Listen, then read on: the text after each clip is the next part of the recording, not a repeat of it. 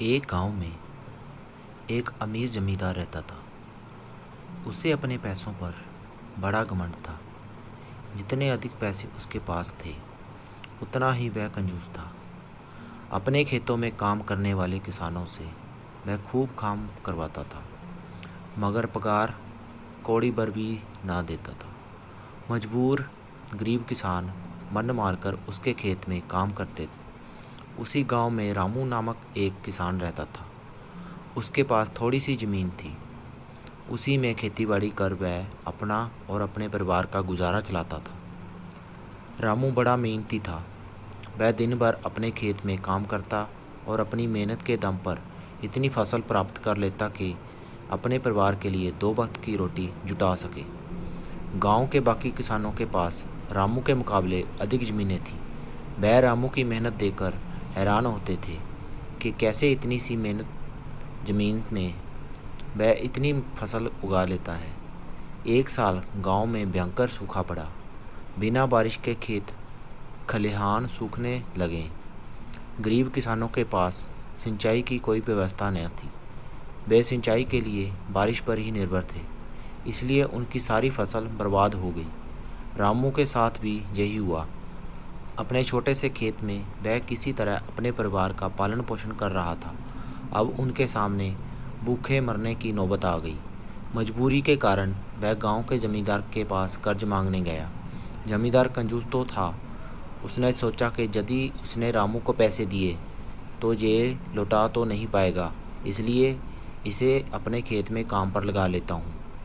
मेहनती तो ये है ही है और मजबूर भी। कम पैसों में दुगनी मेहनत करवाऊँगा। उसने रामू से कहा, देख रामू, मैं तुझे कर्ज तो दे नहीं सकता, लेकिन तेरी इतनी मदद कर सकता हूँ कि तुझे अपने खेत में काम पर रख लूँ। तुझे महीने के 1000 रुपये दे दिया करूँगा। पर मालिक दूसरे किसान तो 2000 पाते हैं। रामू बोला, करना है तो कर, वरना मेरे पास किसानों की कमी नहीं, जमींदार बोला। मजबूर रामू क्या करता, हामी भरकर घर लौट आया। अगले दिन से जमींदार के खेत में काम करने लगा। मेहनती तो वह था ही, वह खूब मेहनत और लगन से काम करता। उसने 4 महीने का काम 2 महीने में ही कर दिया। ये देख जमींदार बहुत खुश हुआ, लेकिन इसके मन में मक्कारी जाग उठी। उसने सोचा कि 4 महीने का काम तो इसने 2 महीने में ही कर दिया, क्यों ना इसे निकाल दूं, इससे मेरे 2 महीने के पैसे बच जाएंगे। उसने रामू को बुलाया और उसके 2 महीने के पैसे देकर कहा, रामू ये लो तेरे पैसे, कल से मत आना, अब मुझे तेरी ज़रूरत नहीं है।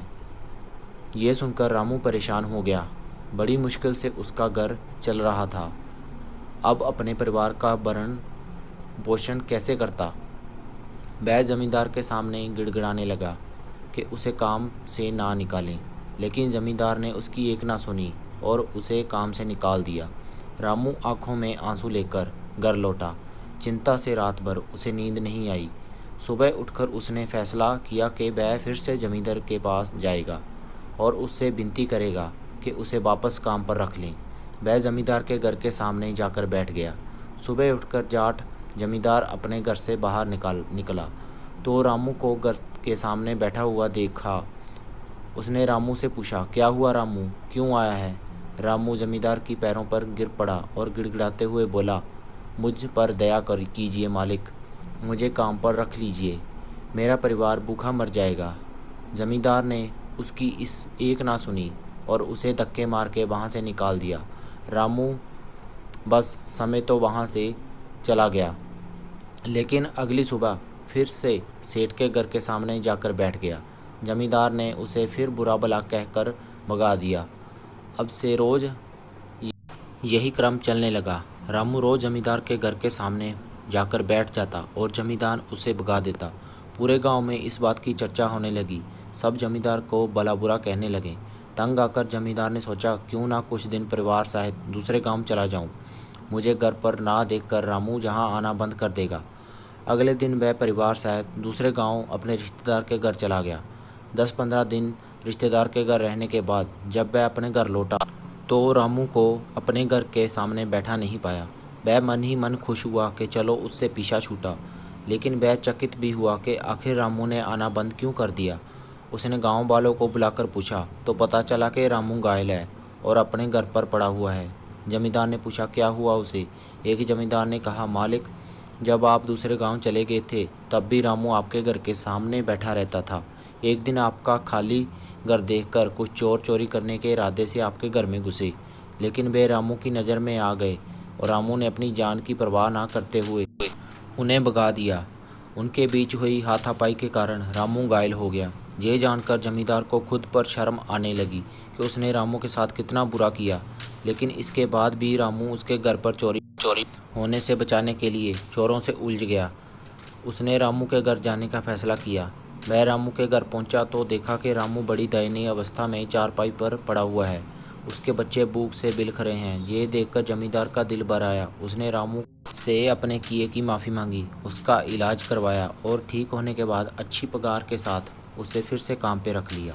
सीख: कभी किसी के साथ बेईमानी नहीं करनी चाहिए, सदा ज़रूरतमंदों की सहायता करनी चाहिए, अपना काम ईमानदारी से करना चाहिए।